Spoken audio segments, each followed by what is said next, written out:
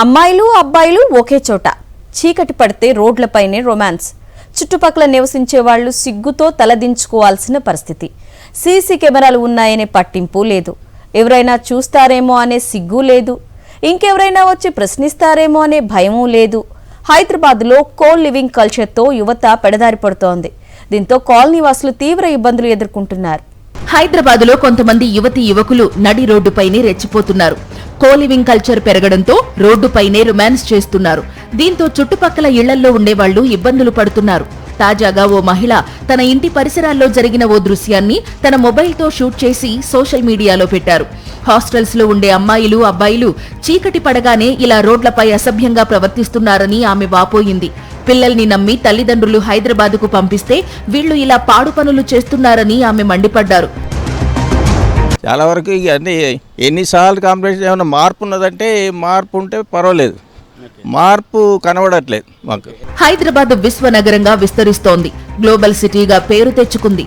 Safest city, IT hub, ఇలా ఎన్నో కొత్త పేర్లు వచ్చాయి. ఈ అభివృద్ధితో పాటు కోలివింగ్ కల్చర్ కూడా పెరిగిపోయింది.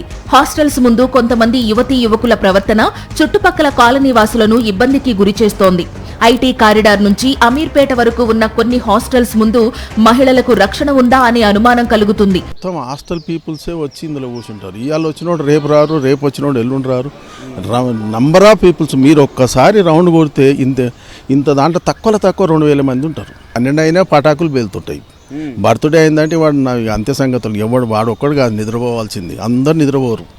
హైదరాబాద్ లోని కేపీహెచ్బీ, మాదాపూర్, హైటెక్ సిటీ, గచ్చిబౌలి పరిసర ప్రాంతాల్లో వేలాదిగా వెలసిన coliving hostels, girls PG hostels ముందు ఆకతాయిల పనులు కాలనీ వాసులకు ఇబ్బందిగా మారాయి.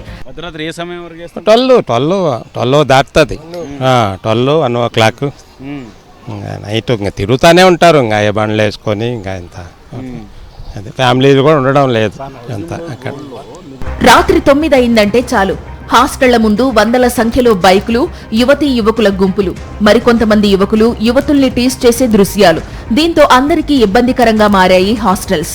కాలనీలోనే మెయిన్ పరిస్థితి. ఇళ్ల ముందు హాస్టల్స్ వదిలిపెట్టి ఎవరైతే రెసిడెంట్స్ ఉంటారో మా ఇళ్ల ముందు బళ్ళు పెడతారు. బళ్ళ దగ్గర వచ్చేసి ఒక బండి మీద 3-4 కూర్చొని బర్త్డేలు చేస్తారు, నానా న్యూసెన్స్ చేస్తారు.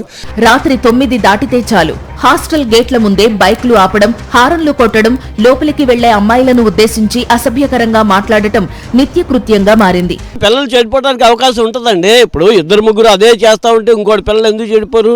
ఇప్పుడు రోడ్ల మీదే అన్ని జరుగుతూ ఉంటే ఏం పరిస్థితి ఎలా ఉంటుంది? ప్రశాంతంగా ఉందామని ఈ కాలనీలను ఎంచుకున్న పౌరులు, రిటైర్డ్ ఉద్యోగులు ఇప్పుడు ప్రత్యక్ష నరకం చూస్తున్నారు. తమ కాలనీలో కోలివింగ్ హాస్టల్స్ వచ్చాక ఉండలేకపోతున్నామంటున్నారు.